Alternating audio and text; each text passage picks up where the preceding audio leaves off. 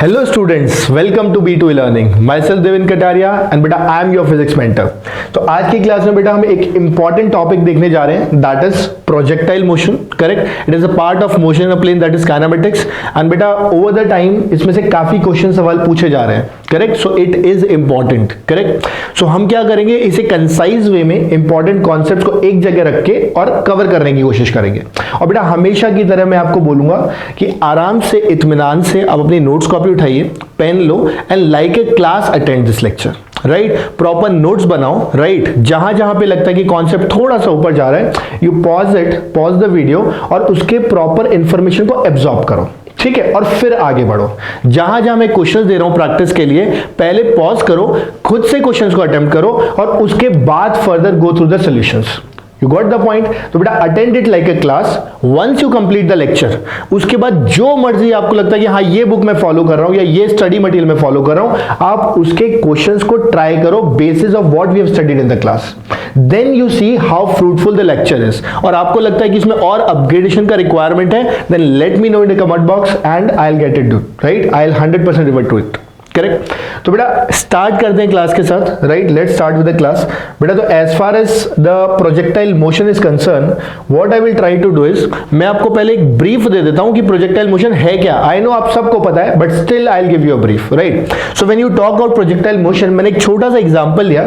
मैंने क्या किया, एक कैनन ले ली और कैनन में से एक बॉल को फायर किया. ठीक, जब कैनन में से बॉल को फायर किया तो बॉल ऐसे जाकर के अपने टारगेट पे गिर जाएगी. बात खत्म. अब हमने किया क्या इसके अंदर, हमने बेसिकली बेटा हॉरिजॉन्टल के साथ, है ना, हमने क्या किया, हॉरिजॉन्टल के साथ लेट्स से कुछ एंगल थीटा बनाया. ठीक है, और इस थीटा एंगल पे कुछ इनिशियल स्पीड के साथ इस बॉल को प्रोजेक्ट कर दिया. तो कुल मिला के whenever you are projecting a body, right, और अ बॉल और an object, right, by making angle theta with the horizontal with certain speed under the influence of gravity. बेटा मोस्ट इंपॉर्टेंट, ग्रेविटी लगनी चाहिए. करेक्ट, वही देखो definition में भी लिखा है कि प्रोजेक्टाइल मोशन क्या है, motion of an object which is thrown at an angle theta with the horizontal under the influence of gravity. Correct, तो जब कभी आप एक ऑब्जेक्ट को थ्रो करोगे with some initial speed under influence of gravity by making angle theta with the horizontal, तो उस object को तो बोल दोगे प्रोजेक्टाइल और उसके मोशन को क्या बोल दोगे, प्रोजेक्टाइल मोशन बोल दोगे. बेटा clear? So this is what projectile motion is. कोई भी चीज थीटा एंगल बना करके हॉरिजॉन्टल से अगर आप थ्रो कर रहे हो under the influence of gravity, that is projectile motion. बेटा मैंने कम से कम 5 बार रिपीट कर दिया सेम डेफिनेशन.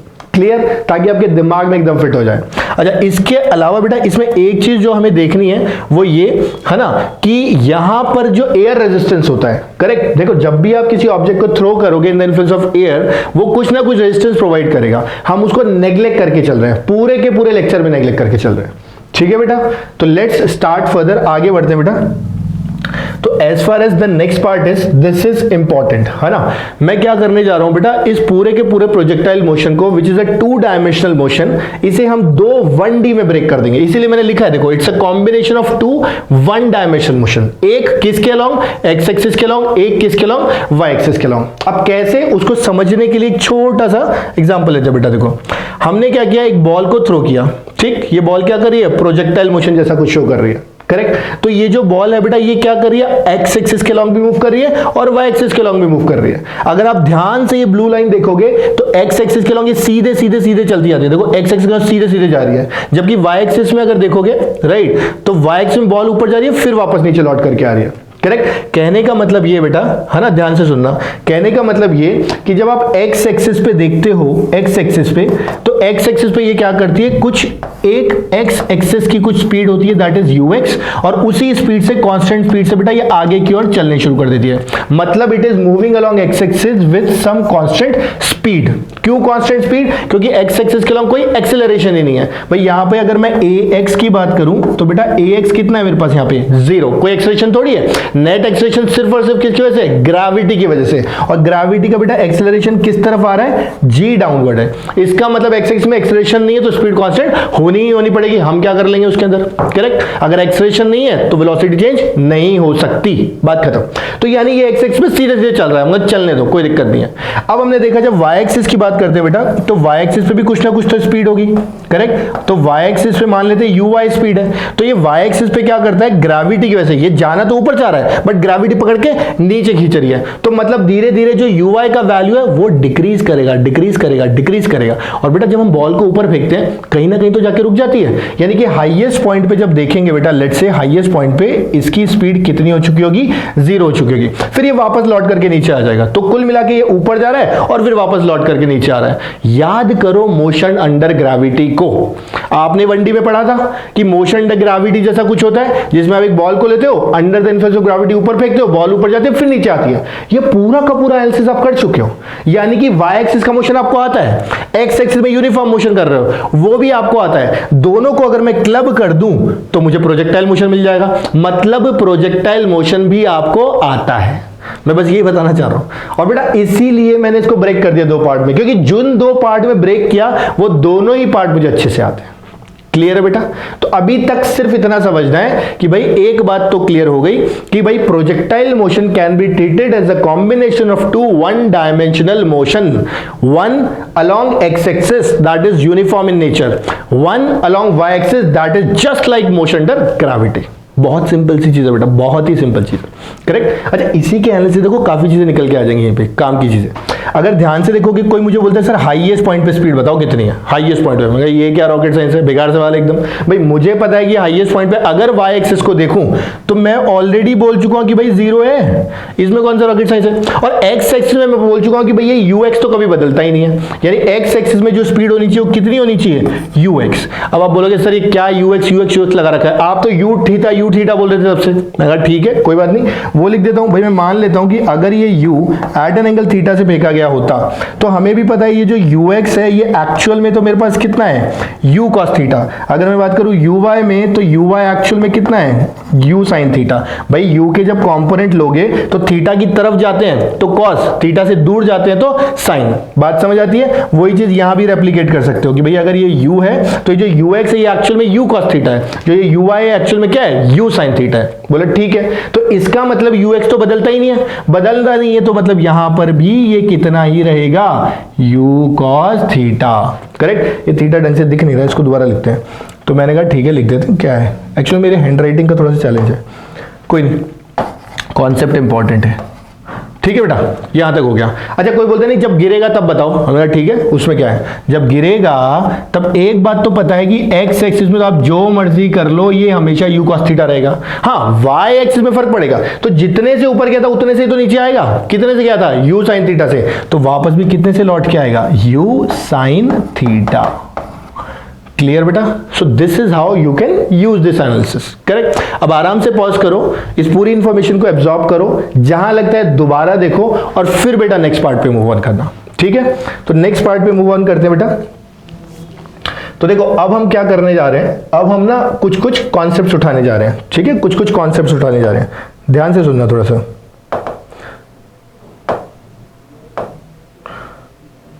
ब्लैक लेते हैं, ठीक है, लेट्स स्टार्ट बेटा। तो देखो अब हम क्या करने जा रहे हैं, basically range, maximum height and time of flight. ये 3 चीजें होती है जो हमें पता होनी चाहिए। ठीक है? रेंज, मैक्सिमम हाइट और टाइम ऑफ फ्लाइट।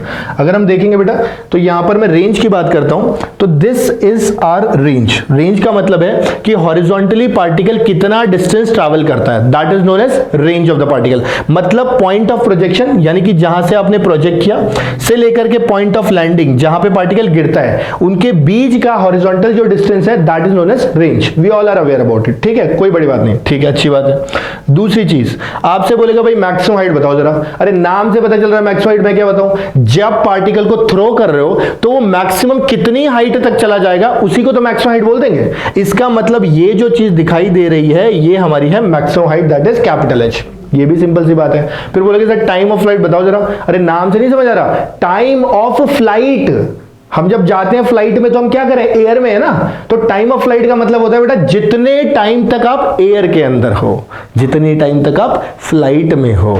करेक्ट? तो कभी भी किसी पार्टिकल को थ्रो करोगे जितनी देर तक वो एयर में है that is known as time of flight. मतलब आपने जब से थ्रो किया, भाई जहां से थ्रो किया जहां जाकर के गिरेगा बेटा that part is known as time of flight. ये तीनों चीजों के हमको बताने हैं फॉर्मूलेस। ठीक है? हमने कहा ठीक है कोई बड़ी बात नहीं है, let's start writing the formulas. तो बेटा as far as formula is concern हम कह देते हैं भाई हमें पता है कि ये हमारा एक्स एक्सिस है, ये हमारा वाई एक्सिस है और ये वो स्पीड है जिसे थ्रो किया, and this the angle of projection. ठीक है, हमें पता है हॉरिजॉन्टल कंपोनेंट कितना निकल के आएगा बेटा, u cos theta. Vertical component कितना निकल के आएगा, u sin थीटा। इसमें भी कोई दिक्कत नहीं है।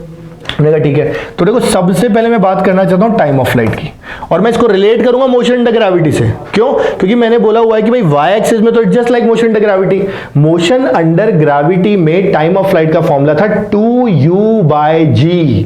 पता होना चाहिए, टिप्स पे होना चाहिए। अच्छा 2u/g था ना, अब की बार वहां पे u का क्या मतलब था, जितनी स्पीड से ऊपर फेंका, यहां पे कितनी स्पीड से ऊपर फेंका, u sin थीटा से फेंका। तो फिर आप बोलोगे कि सर इसका मतलब तो फॉर्मूले में 2u/g में आप सिर्फ और सिर्फ क्या कर दो, 2u sin theta by g लिख दो, आपका फॉर्मूला बन गया। मैंने कहा हाँ, इसमें कौन सी बड़ी बात है, समझ गए बात को। यानी कि टाइम ऑफ फ्लाइट का फॉर्मूला प्रोजेक्टाइल का वही मोशन अंडर ग्रेविटी वाला फॉर्मूला है 2u/g। वहां पे u का मतलब ऊपर वाली स्पीड, यहां पे ऊपर वाली स्पीड u sin थीटा, तो u को रिप्लेस किया u sin थीटा से, फॉर्मूला आ गया 2u sin theta by g, 2u sin theta बटा g। बात समझ आती है बेटा अच्छे से?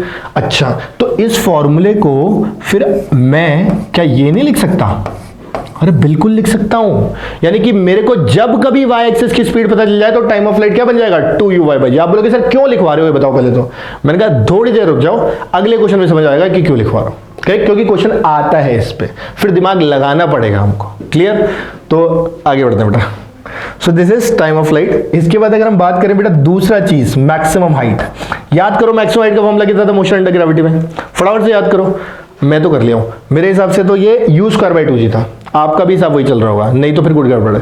ठीक, तो अगर ये u²/2g है तो u की जगह फिर से क्या डाल दूं, u² sin² theta divided by कितना, 2g। क्लियर? अब बेटा इसी को मैं चाहूं तो लिख सकता हूं uy² divided by 2g। Correct? यानी मैं क्या कर रहा हूं, जहां u sin थीटा दिख रहा है फट से उसको uy लिख दे रहा हूं। क्यों? आगे देखेंगे। ठीक, हमने कहा सर एक काम करो, फिर लास्ट में ना रेंज का और बता दो जरा। अरे रेंज का मतलब क्या है, रेंज का मतलब है हॉरिजॉन्टल डिस्टेंस। हॉरिजॉन्टल में तो कोई एक्सेलरेशन ही नहीं है, और जहां एक्सेलरेशन नहीं है वहीं पे डिस्टेंस क्या होता है, स्पीड इनटू टाइम। कौन सा स्पीड, एक्स एक्सिस का स्पीड। कौन सा टाइम, जब तक चल रहा है तब तक का टाइम। तो भाई एक्स एक्सिस की स्पीड अपनी कितनी थी, u cos theta into time कितना था, कैपिटल T। कोई डाउट इसके अंदर? इतनी बात समझ आती है बेटा? जैसे ही टाइम ऑफ फ्लाइट का फॉर्मूला डालोगे, मैं डायरेक्ट लिख दे रहा हूं, ये बन जाएगा 2u sin theta cos theta divided by g, और यहां स्क्वायर लग जाएगा। करेक्ट बेटा? इसी को मैं लिखने जा रहा हूं 2ux uy divided by g, और ये इंपॉर्टेंट है। अगर आप चाहो तो यहाँ पे 2 sin थीटा cos थीटा को sin थीटा भी, sin 2 थीटा भी लिख सकते हो।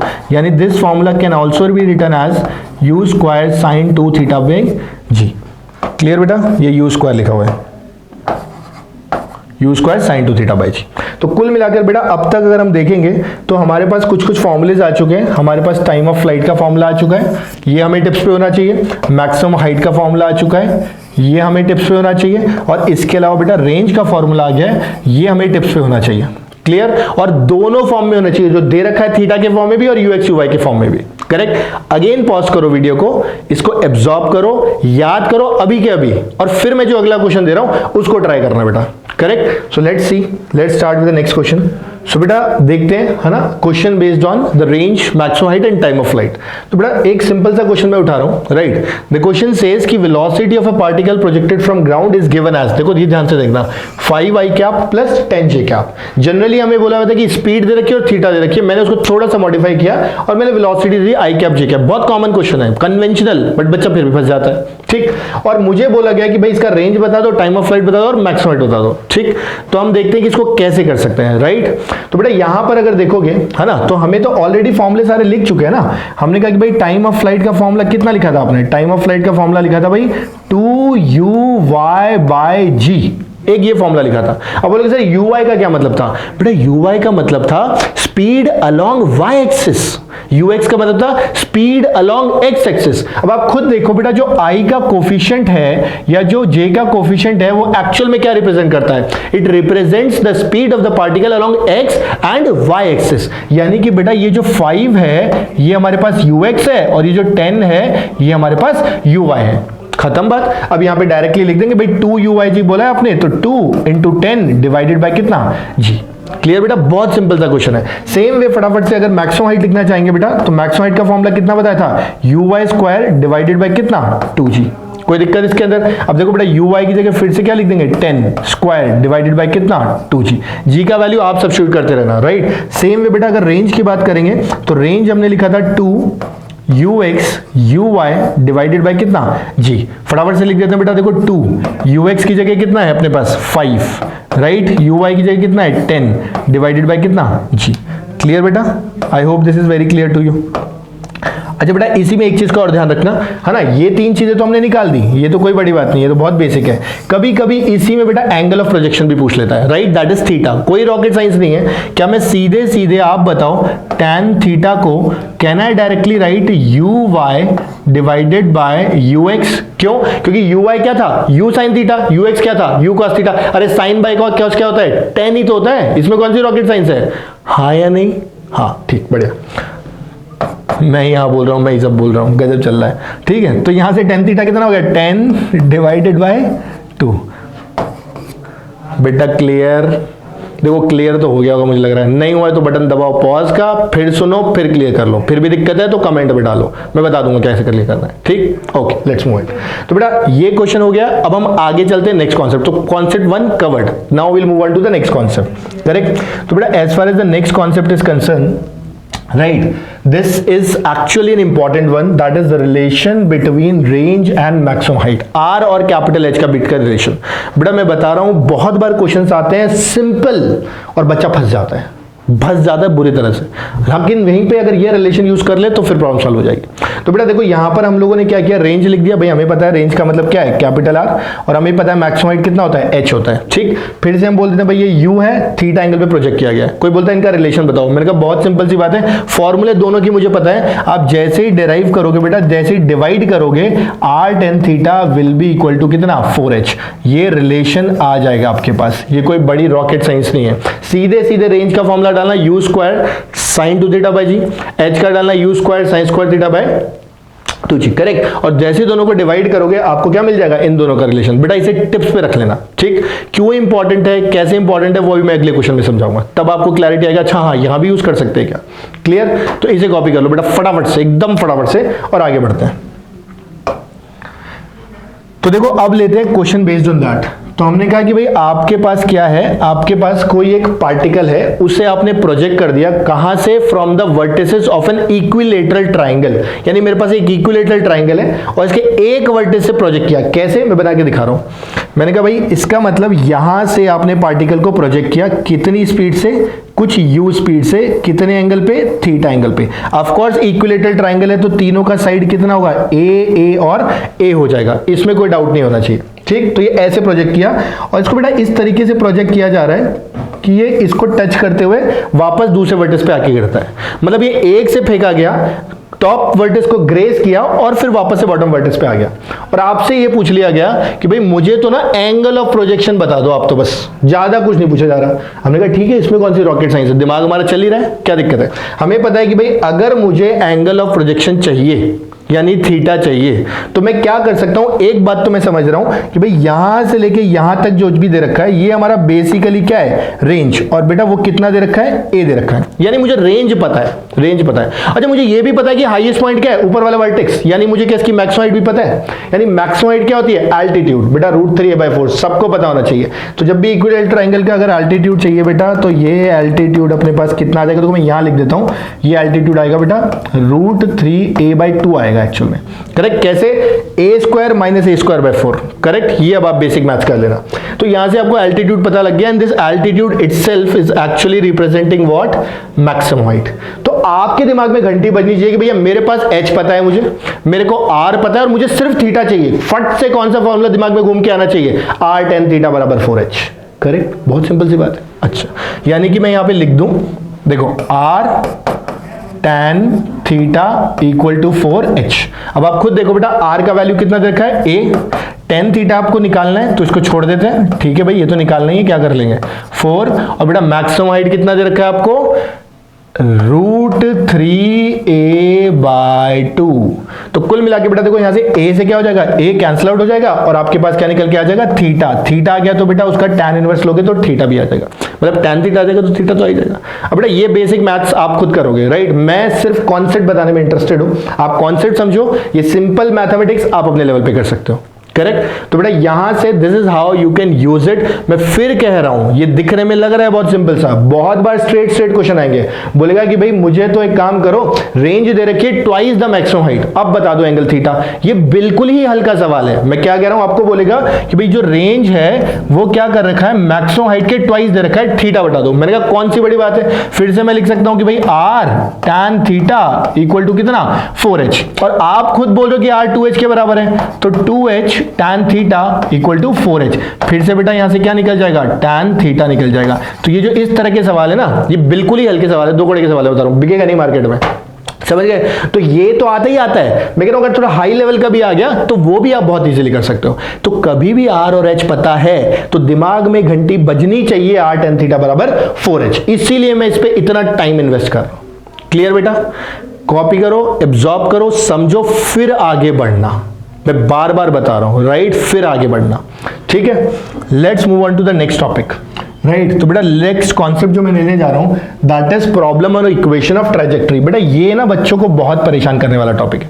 आपके पास कई बार आएगा, कॉम्प्लेक्स से क्वेश्चन दिखेंगे, जबकि होगा बिल्कुल हल्का सवाल, लेकिन दिखने में इतना कॉम्प्लिकेटेड, लैंग्वेज ट्रिक जिसे कहते हैं ना। बेटा जब भी एक क्वेश्चन को टफ बनाना है, मान लो मैं एज एन एग्जामिनर एक टफ क्वेश्चन बनाना चाह रहा हूं, तो मैं 3 तरीके से टफ बना सकता हूं। या तो मैं क्या करूं, क्वेश्चन के अंदर कैलकुलेशन टफ डाल दूं, या तो मैं क्या करूं, क्वेश्चन को बाहर के अनकन्वेंशनल टॉपिक से उठा लूं, और या मैं क्या करूं, क्वेश्चन की लैंग्वेज में ट्रिक घुमा दूं, लैंग्वेज ही कॉम्प्लिकेटेड कर दूं, ताकि बच्चा वैसे ही डर जाए, पहले अटेम्प्ट में धड़ाम से नीचे गिर जाए। और बेटा 90% केसेस में क्वेश्चन को टफ बनाने के लिए आप लैंग्वेज का इस्तेमाल करते हो, जबकि क्वेश्चन है हल्का। समझिए बात को, हल्का समझते हो, ठीक। तो कहने का मतलब मेरे पास ये दे रखा है सवाल, देखते हैं। आपको बोला गया equation of trajectory of particle projected from ground is given as y equal to x minus x square by 100। ये देखते ही आधे बच्चे धराशायी, बोले सर हमसे ना होगा, ठीक। दूसरा बोला कि रेंज भी बताओ, एंगल ऑफ प्रोजेक्शन, मैक्सिमम बता दो। मैंने 3 क्वेश्चन ले लिए हैं, maximum height, range, angle of projection. आपसे एक पूछेगा, करेक्ट, लेकिन मैं तीनों बताऊंगा कि कोई भी पूछ ले तो कैसे करना है।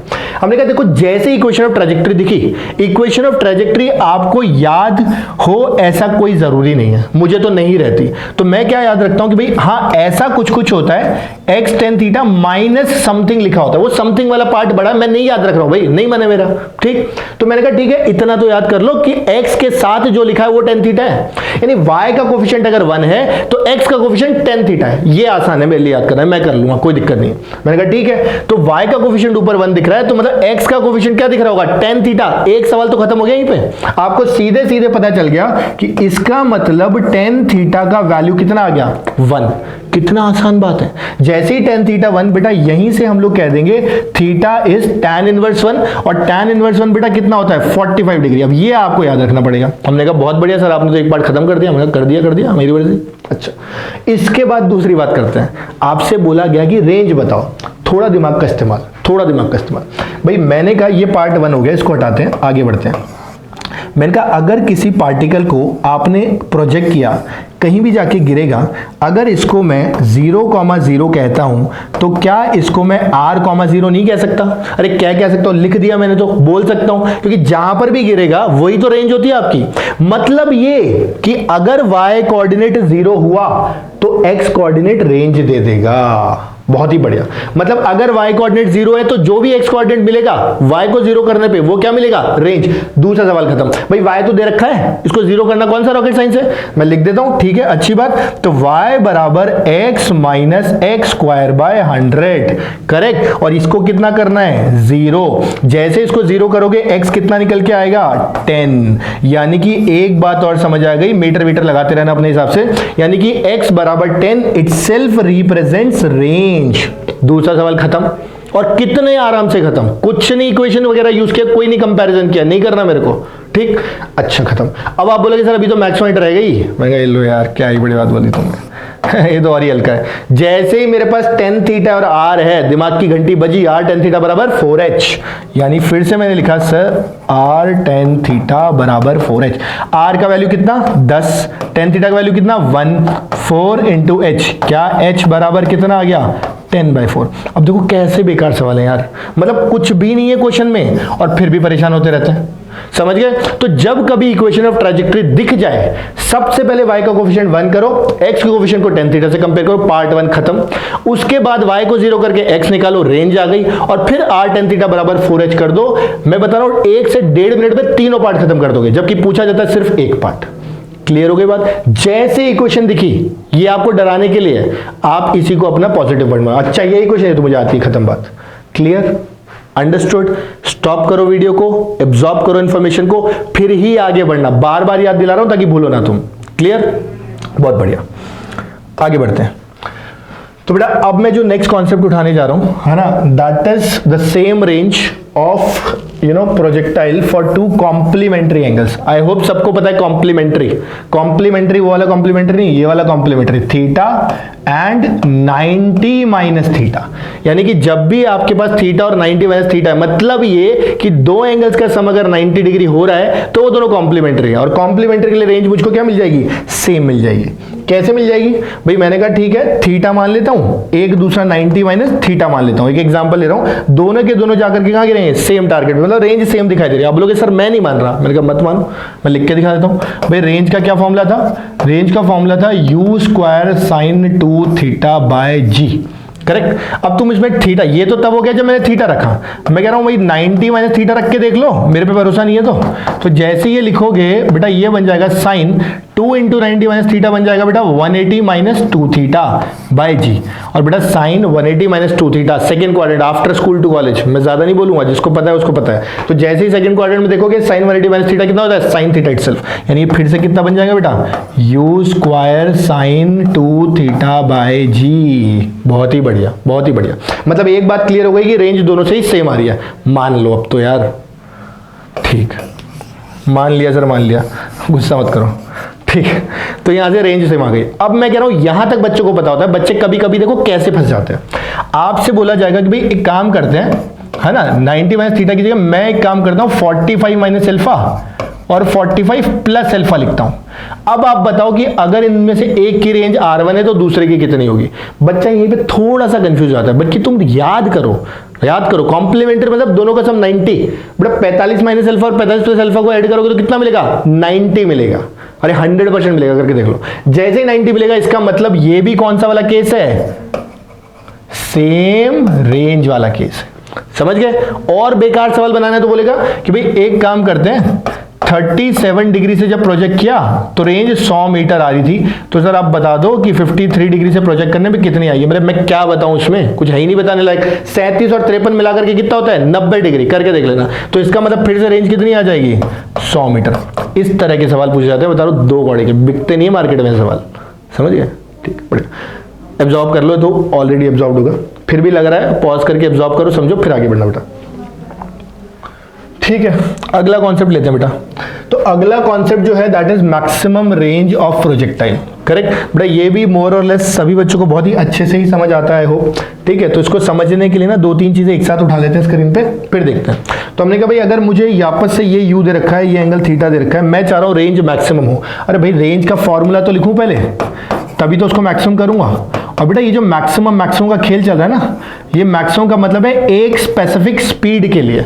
ऐसा नहीं कि मैं स्पीड बदल रहा हूं, एक स्पीड अगर मैंने फिक्स कर ली कि भाई हर बार 20 मीटर पर सेकंड से ही फेंकूंगा।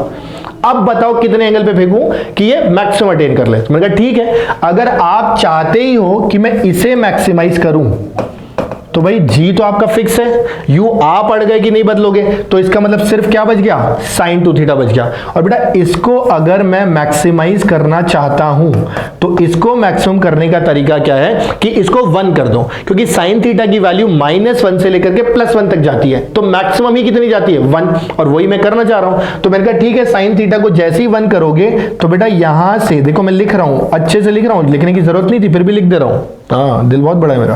तो 2 थीटा बराबर कितना, 1, अरे क्या कर दिया मैंने, ज्यादा बड़ा दिल हो गया लग रहा है। ठीक है, तो मैंने कहा बेटा sin 2 थीटा 1, इसका मतलब 2 थीटा कितना हो जाएगा 90 डिग्री।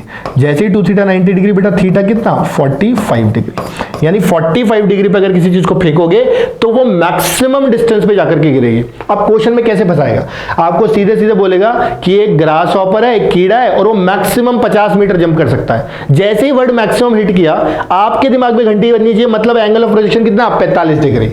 समझ गए? तो स्पीड दे देगा और एंगल देगा नहीं और मैक्सिमम वर्ड यूज कर लेगा। मैं फिर बोल रहा हूं, आराम से बोल रहा हूं, स्पीड दे देगा, ठीक, और आपसे मैक्सिमम हाइट पूछेगा और एंगल नहीं देगा, लेकिन मैक्सिमम वर्ड का इस्तेमाल कर लेगा, मैक्सिमम रेंज का। करेक्ट? तो बेटा जैसे ही मैक्सिमम रेंज का वर्ड का इस्तेमाल करता है, इसका मतलब उसने एंगल आपको बिना बताए 45 डिग्री दे दिया। अब आप इसको टाइम ऑफ फ्लाइट और मैक्सिमम हाइट के फॉर्मूले में यूज कर सकते हो। समझ गए? तो ऐसे सीधे सवाल थोड़ी पूछेगा कि भैया 45 डिग्री पे मैक्सिमम होता है कि नहीं, बताओ। वो तो सबको पता है। आपसे क्वेश्चन में हिडन लैंग्वेज में डाल देगा कि भैया मैं मैक्सिमम 100 मीटर तक फेंक सकता हूं अगर 20 मीटर पर सेकंड से फेंकता हूं। मैक्सिमम हाइट बताओ। अरे 20 स्पीड दे दी, एंगल मैक्सिमम बोल के 45 दे दिया। अब तो फॉर्मूले वैल्यू डालनी है, इतना तो कर ही लेंगे। अरे कर लेंगे यार, क्या है। ठीक, इसी को समझाने के लिए एक छोटा सा ऐसे ही ले लिया मैंने बोला कि भाई यहां से आप देखो, ध्यान से देखना, 10 डिग्री और 80 डिग्री। ठीक, 10 डिग्री का मतलब बेटा ये 10 डिग्री वाला है और ये 80 डिग्री वाला है, 80 डिग्री। बेटा दोनों को ऐड कर दोगे तो 90 डिग्री। इसीलिए देखो दोनों की रेंज सेम है, दोनों बराबर डिस्टेंस पे गिर रहा है, कोई दिक्कत, यानी कॉम्प्लीमेंट्री। फिर आप पकड़ोगे यहां से भाई 30 डिग्री और 60 डिग्री, तो ध्यान से देखो ये वाला 30 है और ये वाला 60 है, फिर से ऐड करते हैं 90, इसीलिए सेम रेंज। और बेटा इवेंचुअली मैंने कहा 45 डिग्री पे अगर आप देखोगे तो ये क्या होना चाहिए था, मैक्सिमम, इसीलिए ये 45 डिग्री वाला बेटा मैक्सिमम डिस्टेंस पे जाके गिर रहा है। क्लियर? आई होप बेटा सबको समझ आ गया होगा, राइट। तो 45 डिग्री पे रेंज क्या होती है, मैक्सिमम। तो ये बेसिक चीजें थी, ठीक है, आराम से समझो, एब्जॉर्ब करो, फिर आगे बढ़ते बेटा नेक्स्ट कॉन्सेप्ट पे। नेक्स्ट कॉन्सेप्ट बेटा इंपॉर्टेंट है ना, इंपॉर्टेंट है, मैं बता रहा हूं, फिर बोल रहा हूं इंपॉर्टेंट है।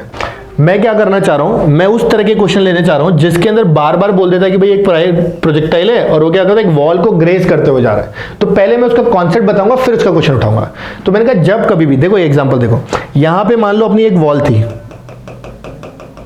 हाँ ये वॉल थी अपनी। अब ये क्या करता है, पार्टिकल को आपने v थीटा एंगल में फेंका, तो ये जब वॉल को ग्रेज करते हुए जा रहा है, तो मैंने वॉल का जो हाईएस्ट पॉइंट था, जो भी हाईएस्ट पॉइंट था जिसको उसने ग्रेज किया, उसको मैंने पॉइंट ऑफ प्रोजेक्शन से अटैच कर दिया और उसी को मैंने पॉइंट ऑफ लैंडिंग से अटैच किया। ये एंगल दिया अल्फा, ये एंगल मैंने कितना दिया, बीटा एंगल दे दिया। ठीक है, अब मुझे बोला गया कि भाई इन तीनों में रिलेशन बताओ, तो मैं रिलेशन लिख रहा हूं directly without going into the derivation part, कि भाई tan theta is equal to tan alpha plus tan beta. बेटा प्लीज इसको आप टिप्स पे रखिएगा, क्योंकि क्वेश्चन आ गया तो बिना इसके हिलेगा नहीं, बता दे रहा हूं मैं 5 मिनट में भी। तो tan theta should be equal to tan alpha plus tan beta, ये अपना पार्ट हो गया खत्म। अब देखते हैं इस पे क्वेश्चन कैसे आएगा, इसको कॉपी कर लो और फिर क्वेश्चन पे बढ़ो।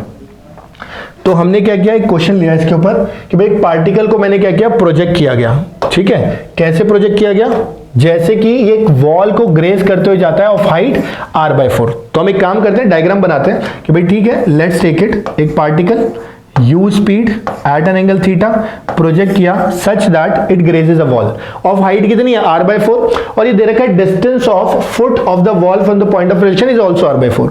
यानी कि अगर मैं देखूं तो बेटा जो अपनी ये वॉल होगी यहां कहीं होगी, तो ये जो वॉल है इसका ये फुट से जो डिस्टेंस है ये कितना है बेटा, r/4 दे रखा है। इसके अलावा इसकी हाइट कितनी दे रखी है, r/4 दे रखी है। और आपसे बोला गया कि भाई एंगल ऑफ प्रोजेक्शन बता दो, यानी कि थीटा कितना होगा। हमने कहा ठीक है बता रहा हूं, 2 मिनट का टाइम दो। ठीक, एक चीज ध्यान रखना, यहाँ पे जो कैपिटल आर रखा है that is by default range, ये अपने पास रेंज दे रखी है। हमने कहा ठीक है, अगर रेंज दे रखी है तो बढ़िया बात बता दी आपने, तो भाई ये r/4 है, मतलब ये बचा हुआ कितना बच जाएगा, 3r/4। समझ गए, r में से r/4 को माइनस करोगे तो अब ये नहीं बताऊंगा कैसे।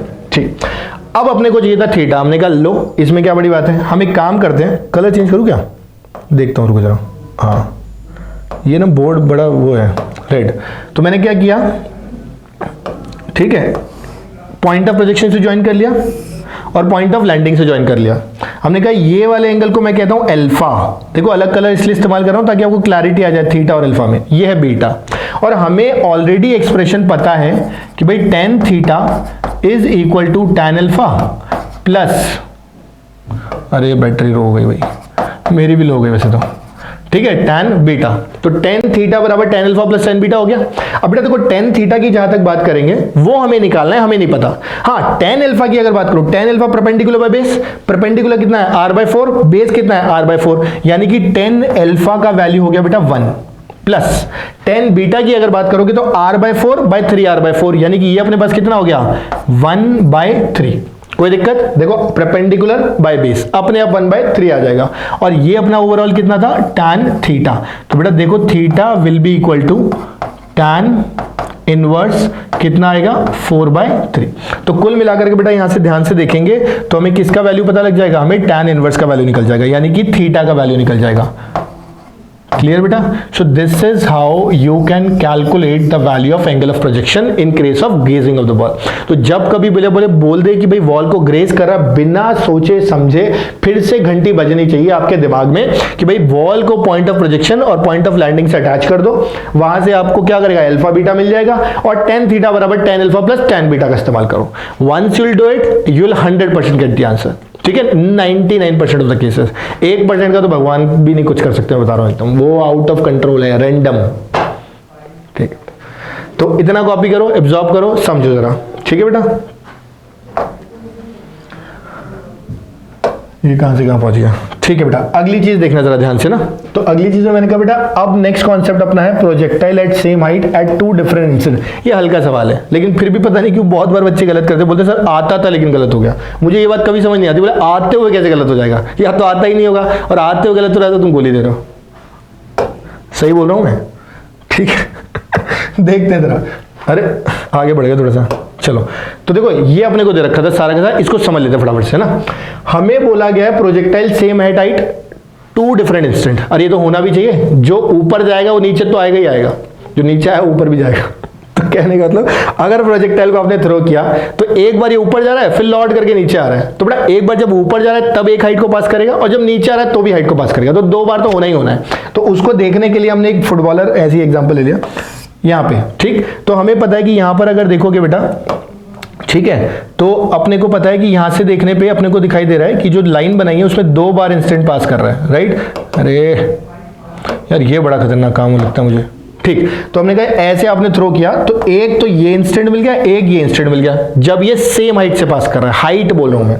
यानी अगर ध्यान से देखो बेटा यहां से यहां तक का टाइम मैं t1 बोलता हूं, ठीक, और यहां से यहां तक जब दोबारा लौट करके आया तब तक का मैंने टाइम कितना बोल दिया t2। तो आपको इस तरीके से बेटा t1 और t2 दे रखे हैं। ठीक, अब आप खुद सोचो जितना t1 होगा बेटा ये भी तो सिमेट्रिकली t1 ही हो जाएगा। तो अगर दिमाग से सोचोगे तो t1 और t2 मिला दो तो पूरा का पूरा टाइम हो जाएगा, मतलब टाइम ऑफ फ्लाइट। तो बेटा जब भी ऐसा बोला जाए तो ये जो अलग अलग इंस्टेंट होते हैं ना, that will give you time of flight. कैसे? दोनों को जोड़ दो, कुछ करना ही नहीं है इसमें। तो जैसे ही t1 प्लस t2 करोगे बेटा that will give you the time of flight of the particle which is being projected. बोले अच्छी बात है सर, अब क्वेश्चन ले लो जरा इस पे। तो क्वेश्चन ले लिया कि एक पार्टिकल को फेंका गया और वो सेम हाइट से एक बार 2 सेकंड और एक बार 6 सेकंड पे पास कर रहा है। तो मुझे क्या बताना है? मुझे बताना भाई मैक्सिमम हाइट बताओ जरा कितना होगा पार्टिकल का। हमने कहा ले, ये भी कोई सवाल हुआ भाई। एच अगर चाहिए तो एच का फॉर्मूला यूज, ये सोच रहा है बताओ गजब है, तो you square sine square theta divided by कितना 2g।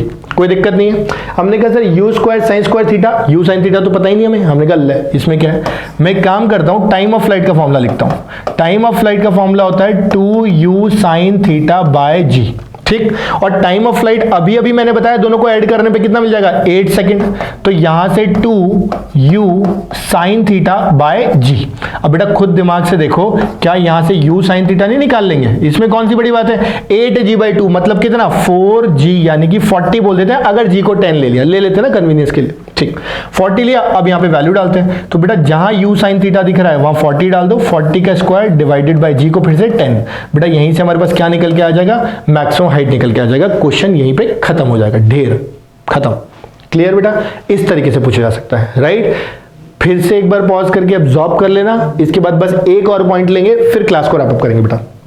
तो बेटा अब हम बात करते हैं हॉरिजॉन्टल प्रोजेक्टाइल मोशन की, है ना। एक छोटा सा पार्ट है बट आई थिंक इस पे भी क्वेश्चंस पूछे जा सकते हैं एंड इट्स आल्सो इंपॉर्टेंट। तो देखते हैं बेटा, देखो जैसे कि हमने डेफिनेशन में लिखा है कि it is the motion of a particle which is throne horizontally, correct, जो कि हॉरिजॉन्टली थ्रो किया गया। देखो थ्रोन हॉरिजॉन्टली, और कहां से, from certain height under the influence of gravity, यानी ग्रेविटी के प्रेजेंस में किसी हाइट से अगर आप पार्टिकल को हॉरिजॉन्टली थ्रो करोगे, मतलब 0 डिग्री एक्स एक्सिस के साथ एंगल बना करके या हॉरिजॉन्टल के साथ 0 डिग्री एंगल बना करके थ्रो करोगे, तो बेटा उसे क्या बोल देंगे, हॉरिजॉन्टल प्रोजेक्टाइल मोशन बोल देंगे। ठीक, बहुत सिंपल सी चीज है। इसको बेटा जस्ट दिखाने के लिए एक छोटा सा एग्जांपल लिया हमने, ठीक है। हमने कह दिया कि भाई काम करते हैं, यहां पे हमने इस पार्टिकल को लिया और इस पार्टिकल को थ्रो करना शुरू कर दिया। कैसे थ्रो किया बेटा, इसको कुछ इनिशियल स्पीड दे दी, let's say u meter per second, ठीक। तो u meter per second speed देके इसको थ्रो कर दिया, तो ये क्या करेगा, आगे की तरफ जाके कहीं पे गिर जाएगा। अच्छा, तो बोलेगा कि इसमें और क्या क्या हो रहा है, तो भाई जब आपने इसको आगे की तरफ या हॉरिजॉन्टली थ्रो किया तो बेटा वर्टिकल में तो इसकी स्पीड कितनी हो गई, 0, क्योंकि नेट हॉरिजॉन्टल वेलोसिटी दी है। इसके अलावा बेटा जो ग्रेविटी है वो तो लगेगी ही लगेगी, और वो कितना लगेगा, g डाउनवर्ड्स। यानी हॉरिजॉन्टली अगर देखें तो एक कांस्टेंट स्पीड या वेलोसिटी u से चलता जाएगा, यानी कि यूनिफॉर्म मोशन। और अगर वर्टिकली देखें, दैट इज इंपॉर्टेंट, ध्यान से सुनना, तो it is just like as if एक पार्टिकल को आपने ड्रॉप कर दिया। तो एक पार्टिकल को ड्रॉप करोगे तो बेटा वो सीधा सीधा नीचे जाएगा ना, तो बस y एक्सिस के along dropping a particle, x axis uniform motion, correct. अब आपसे पूछेगा कि भाई अगर ऐसा है तो बताओ कि जब ये पार्टिकल ग्राउंड पे गिरेगा तब इसकी वेलोसिटी कितनी होगी, इसके अलावा इसको कितना टाइम लगेगा, और इसकी रेंज यानी कि कितने हॉरिजॉन्टल डिस्टेंस पे जाके गिरेगा।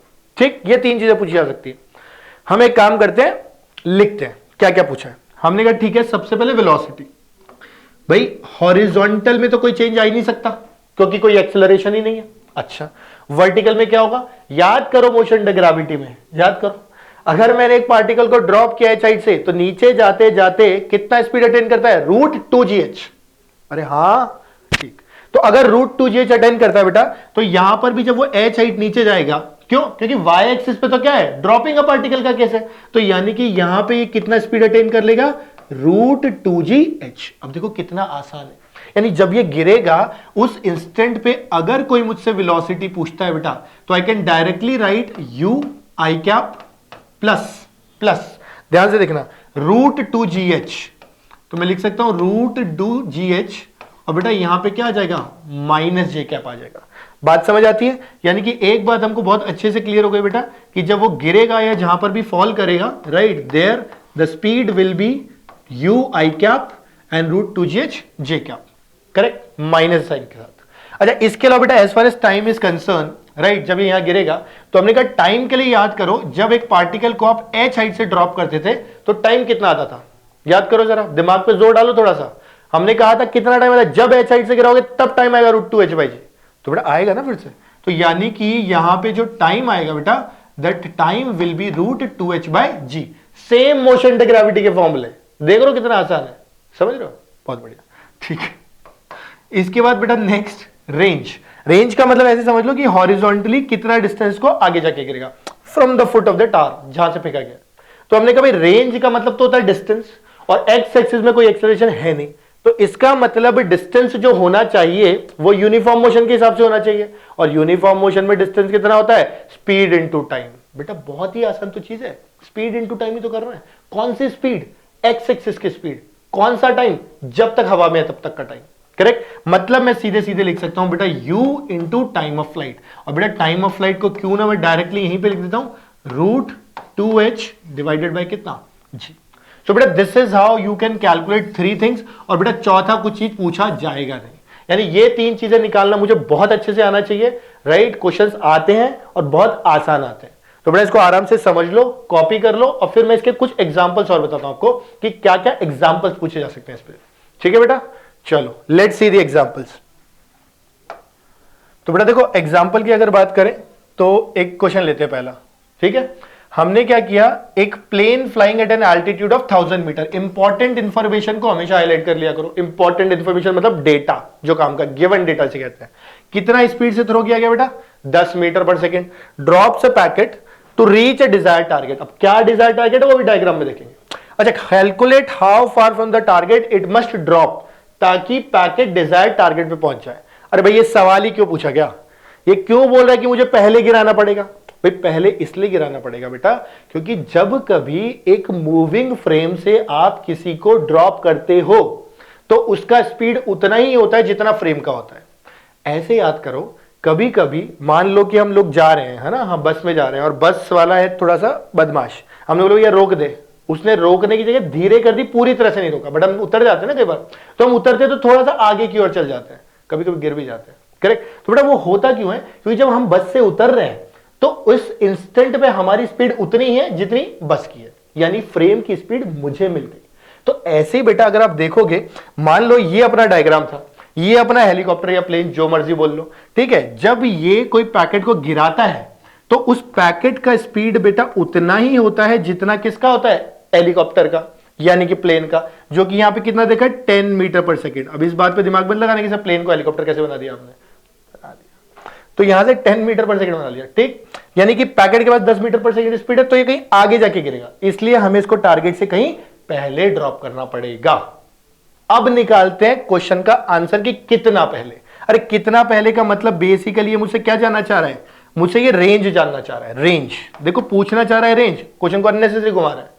ये आदत होती है एग्जामिनर्स की, ठीक है बेटा। हाइट कितनी दे रखी है? देखो 100 मीटर्स, यानी कि 1000 मीटर्स।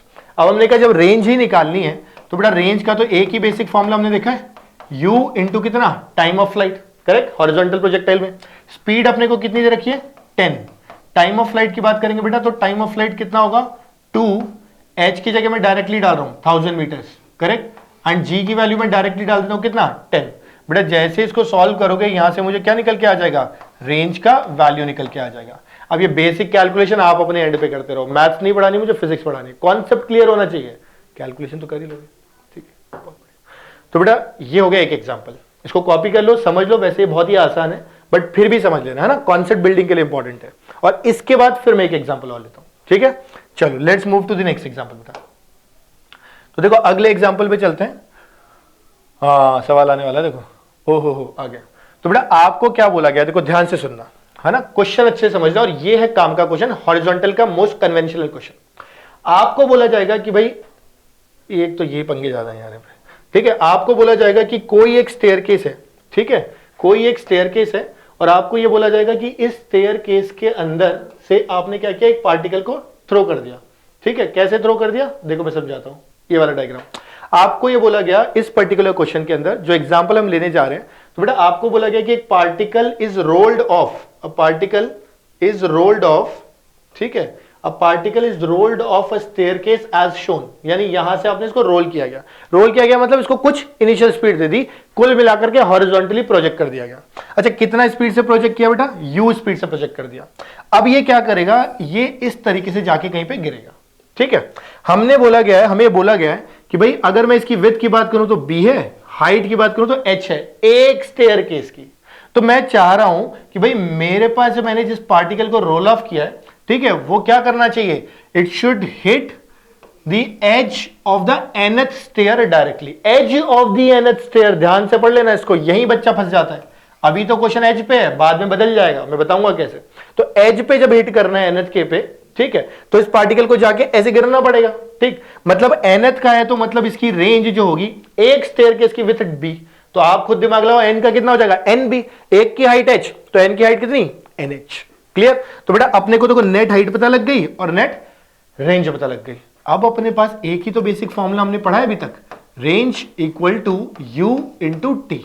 इसमें तो कोई बड़ी बात नहीं है। रेंज आपके पास कितना हो गया? nb, u जो है वो आपको गिवन है, और टाइम हो गया बेटा √2, h की जगह कितना डाल देता हूं? nh डाल देता हूं, डिवाइडेड बाय कितना? g। तो बेटा जब इस इक्वेशन को सॉल्व करोगे ऑटोमेटिकली यहां से आपको क्या मिल जाएगा? जो भी डिजायर्ड वैल्यू होगी, जो भी डिजायर्ड वैल्यू होगी। भाई कहने का मतलब इतना है, कहने का मतलब इतना है कि बेटा देखो, हो सकता है आपको स्पीड दे करके, है ना, n के बारे में पूछ ले, हो सकता है n दे करके स्पीड के बारे में पूछ ले। इस क्वेश्चन में क्या पूछा गया है? इस पार्टिकल में हमको पूछा गया है u पूछा गया है। तो बेटा u एक तरफ, बाकी सब एक तरफ, क्वेश्चन खत्म, कोई बड़ी बात नहीं है। अब मैं बताने जा रहा हूं कि यहां पे फंसता कहां है बच्चा, है ना, ये काम की बात है। तो जब nth स्टेयर का एज बोलता है जब, तो सही है। कभी कभी बोलता है कि nth स्टेप डायरेक्टली ये एज को खा जाएगा। एज वर्ड हटा दिया कि ball should hit the nth step, nth staircase.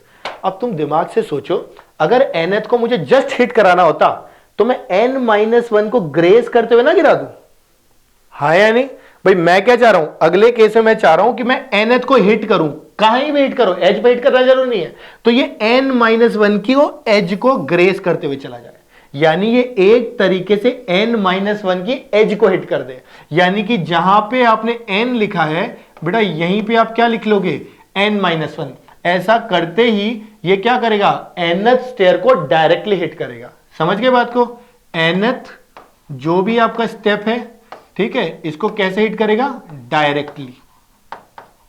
तो बेटा क्वेश्चन की लैंग्वेज में ना बहुत हल्का चेंज है, करेक्ट, बहुत हल्का चेंज है, सिर्फ एज ऑफ nth और nth का फर्क है, लेकिन उसके चक्कर में n क्या बन जाता है, n-1, और यहीं पे बच्चा कहीं ना कहीं कंफ्यूज हो जाता है। क्लियर? तो मैंने पूरी कोशिश की कि आपको दोनों का बेसिक डिफरेंस बता सकूं conceptually, right. Numerically you can solve it very easily, but conceptually word को पकड़ लेना बेटा, यही लैंग्वेज ट्रिक जो मैं कह रहा था तुमको, ठीक है। आराम से इसको समझो, कॉपी करो, तब तक फिर अगला सवाल देखेंगे। तो बेटा अगला पॉइंट देख लेते हैं एक बार, है ना। देखो हमने नॉर्मल प्रोजेक्टाइल पढ़ा, हॉरिजॉन्टल प्रोजेक्टाइल पढ़ा, और थोड़ा एक रफ आइडिया किसके लिए लेते हैं, इंक्लाइंड प्रोजेक्टाइल के लिए लेते हैं, ठीक है, बेसिक सा। तो बेटा as far as inclined projectile is concern, जब कभी आप एक पार्टिकल को आप क्या करो, एक इंक्लाइंड पे प्रोजेक्ट करो, इंक्लाइंड पे थ्रो कर रहे हो, तो करेक्ट। तो इसके अगर मोशन की बात करेंगे तो बेटा ये जो मोशन होगा, ये कौन सा मोशन हो जाएगा, इंक्लाइंड प्रोजेक्टाइल मोशन, ठीक। इस पार्टिकल को क्या बोल देंगे, projectile fired eight an incline. आपसे बोलेगा बेटा ये जब गिरेगा तो फिर से आपसे बोलेगा कि भाई मुझे बताओ मैक्सिमम हाइट कितना होगा, ठीक है। हमने कहा ठीक है, मैक्सिमम हाइट को h बोल देते हैं। टाइम ऑफ फ्लाइट कितना होगा, ठीक है। इसके अलावा अगर बात करें तो अलोंग द इंक्लाइन रेंज कितना होगा, मतलब इंक्लाइन पे कहां जाकर के गिरेगा, वही बेसिक तीन चीजें बार बार पूछी जा रही है, ठीक। तो हमने कहा इसको कैसे करना है, या तो हम फॉर्मूले रट लें, या मैं एक सिंपल सा कॉन्सेप्ट बताता हूं जिससे फॉर्मूले को आप नॉर्मल प्रोजेक्टाइल के फॉर्मूले से लिंक कर पाओ, ठीक है। तो देखते हैं आराम से, कोई गड़बड़ी नहीं है। हमने कहा सबसे पहले एक काम करता हूं मैं ना, v के कंपोनेंट लेता हूं। v के कंपोनेंट किसके अलोंग, बेटा एक इंक्लाइंड के और एक इंक्लाइंड से परपेंडिकुलर लेता हूं, ठीक। परपेंडिकुलर की अगर बात करूं तो बेटा को v0 sin थीटा आएगा, और इंक्लाइंड की अगर बात करूं तो v0 cos थीटा आएगा, ठीक है। इसके अलावा बेटा देखो ध्यान से सुनना, g जो होता है वो ना कहां लगेगा, एग्जैक्टली नीचे। तो मैंने कहा एक काम करता हूं, g के कंपोनेंट लेता हूं, ठीक। एक इंक्लाइंड के अलोंग, एक इंक्लाइंड के परपेंडिकुलर। बेटा अगर ये एंगल अल्फा है तो ये 91 अल्फा, तो ये कितना हो जाएगा, अल्फा। यानी ये जो कंपोनेंट आएगा बेटा ये आ जाएगा g cos अल्फा, और ये जो कंपोनेंट आएगा ये कितना आ जाएगा, g sin अल्फा। कोई दिक्कत, ठीक। अब हम बात करते हैं फॉर्मूलेस की। मुझे बस इतना बताओ कि भाई टाइम ऑफ फ्लाइट का फॉर्मूला नॉर्मल प्रोजेक्टाइल में कितना था। आप बोले sir 2u sin theta by g. मैंने कहा बहुत अच्छी बात, यानी कि मैंने जो फॉर्मूला नॉर्मल इंक्लाइन के लिए लिखा वो लिखा 2u sin theta by g. बहुत अच्छी बात।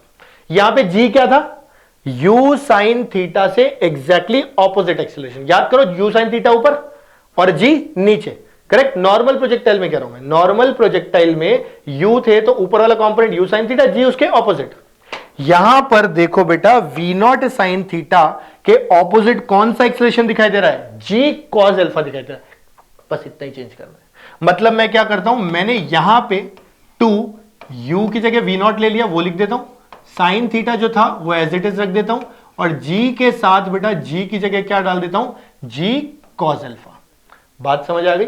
यानी कि जैसे ही बेटा आपने g से g cos अल्फा को रिप्लेस किया, correct, you have got the answer for the time of flight of an inclined projectile. देखो कितना आसान है, सेम फॉर्मूला, बस g की जगह क्या डालना है, g cos अल्फा डालना है, ठीक है।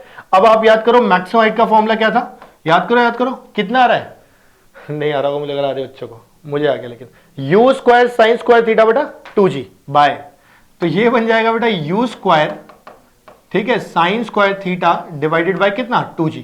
अब देखो जरा दिमाग से, u स्क्वायर की जगह तो हमने कितना मान लिया था, v0 मान लिया था, तो v0 square, correct. Sign square theta की जगह कुछ दिमाग नहीं लगाना है, फिर से कितना आएगा, sign square theta divided by बेटा g की जगह कितना लिखूं, g cos अल्फा। बार बार वही बात बोलो, g को हटाओ और g cos अल्फा बढ़ा दो, खत्म, गॉट इट। कोई बोलता है सर फिर एक काम करो ना, रेंज का भी बता दो लगे हाथ। मैंने कहा वो नहीं बता सकता भैया, क्योंकि बेटा रेंज का फॉर्मूला ना डिपेंड कर जाता है, आपने इसको नीचे से ऊपर फेंका है, ऊपर से नीचे फेंका है ना, इन तरह की चीजों पे डिपेंड करता है। तो उसके लिए आपको इक्वेशन ही लिख लेनी चाहिए। इवन आप याद भी करना चाहोगे ना तो it's a long formula, lengthy formula, बेटा नहीं होगा, समझो, है ना, अननेसेसरी एनर्जी आएगी। आप इक्वेशन लिखो, है ना, कहीं तो दिमाग का भी इस्तेमाल करना पड़ेगा। अरे हाँ ठीक है। तो रेंज का जब लिखेंगे फॉर्मूला तो रेंज का फॉर्मूले के लिए मेरे इक्वेशन लिखनी है किस डायरेक्शन में, बेटा इस डायरेक्शन में। मैं इसको बोलता हूं ये मेरा ना एक्स डैश एक्सिस है, ठीक। तो रेंज का मतलब क्या मैं लिखूं, you x dash into t minus half x dash के लॉन्ग एक्सेलरेशन देखो कितना है, एक्स डैश के लॉन्ग जी साइन अल्फा, करेक्ट। तो हम लोग उसको भी यूज करेंगे, मैं बस बता रहा था। तो मैं लिख देता हूं u a x dash into t square, basically s equal to u d plus half a t square, लेकिन किसके लॉन्ग, एक्स डैश एक्सिस के लॉन्ग। अब बेटा इक्वेशन में वैल्यू पुट करता हूं, तो यू एक्स डैश देखो इक्वेशन में देखो जो वैल्यू डालनी है यू एक्स डैश की वो कितनी आएगी, वी नॉट कॉस थीटा, डाल देते हैं जरा। तो v naught cos theta into, अच्छा ये जो टाइम लिखना चाह रहे हैं टाइम, इसको क्या मैं टाइम ऑफ फ्लाइट लिख दूं, into t minus half into g sine alpha. अच्छा आप बोलोगे सर यहां माइनस क्यों, यहां प्लस लगा देते हैं, यूटी प्लस हाफ ए स्क्वायर, वहां माइनस लगा देते हैं, क्यों, क्योंकि v cos थीटा ऊपर की तरफ, g साइन अल्फा देखो ऑपोजिट डायरेक्शन में, इसलिए माइनस, ठीक है।